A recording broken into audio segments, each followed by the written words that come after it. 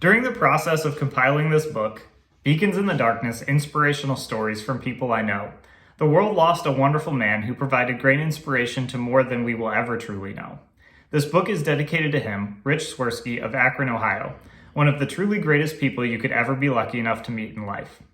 We have chosen to honor him in our way by telling part of his story of inspiration here. Thanks, Rich, for all you did for so many. Empowering Dreams and Changing the World by Bill Jordan III. Rich Swirsky has inspired me ever since I met him roughly 30 years ago. At the time, he was the director of the Akron office of Ohio Citizen Action, a grassroots group fighting to protect Ohio consumers and the environment. He inspired young people to go door to door for citizen action, speaking truth to power about how citizens were being fleeced by powerful electric utilities. As a professor at the University of Akron School of Law, I was able to place some of my students with Rich. They always came away inspired by his energy and his commitment to the public good. Before we came to Akron in 1985, Rich led the fight for a local right-to-know law requiring businesses to disclose when dangerous chemicals were used in the workplace. That put him up against Bill Becker, vice president of the chemical group at BF Goodrich, one of the most powerful companies in the world. Bill later became my colleague at the University of Akron School of Law, and they both told me stories about each other. They were smart, strong-willed adversaries who often became frustrated with each other, but they ultimately admired and respected each other. Rich, the David in that fight against Goodrich Goliath, ultimately prevailed. In 1985, the local paper called Rich Akron's own Ralph Nader, and he later brought Nader to speak in Akron.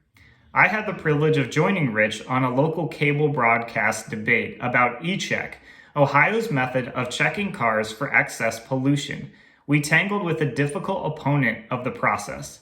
Rich had no difficulty going toe-to-toe with anyone. In fact, he enjoyed it. Even after leaving Citizen Action for a career in teaching and counseling, Rich continued his progressive activism when a vacant property threatened the safety and well-being of residents on a local street. He fought to have the structure demolished. When Taco Bell tried to bring a late-night drive-thru to our quiet residential neighborhood, he led the opposition and then helped create a beautiful community garden on the property. When a thug purse-snatched one of our elderly neighbors, Rich brought residents and police together to catch the robber. When we had a drug house on the block, he organized the neighbors to keep a watch, bringing the police to meet us in his living room and leading the pressure that drove the owner to sell the house. As he sharpened his focus on the environmental concerns, he conceived and drove the creation of an environmental experience education trail and space called Tikkun Village on the grounds of our local Jewish community center. He drew on that experience when he ran for city council and fought for green streets that make our streets more pedestrian and bike friendly and better for the environment, with rain gardens and other green buffers.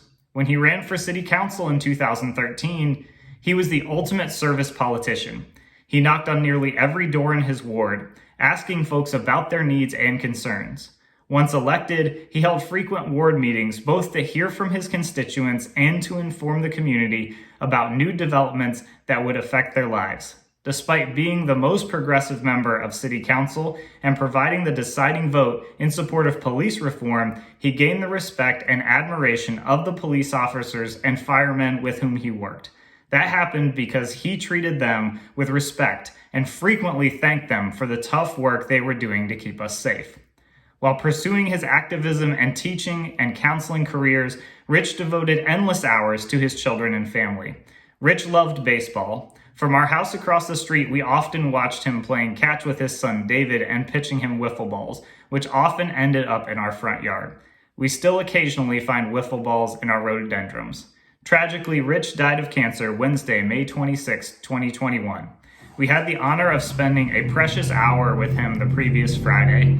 He died as he lived, expressing concern for others and gratitude for what we had given to him when he had given so much to us and the whole community. He will always be an inspiration to me. The writer of this piece, Bill Jordan III, is my father, and we have been neighbors of the Swirsky family for decades and continue to cherish their friendship. If you like this inspirational piece and would like to read some more, I would recommend checking out Beacons in the Darkness Inspirational Stories from People I Know on sale anywhere you can buy books right now. Thank you.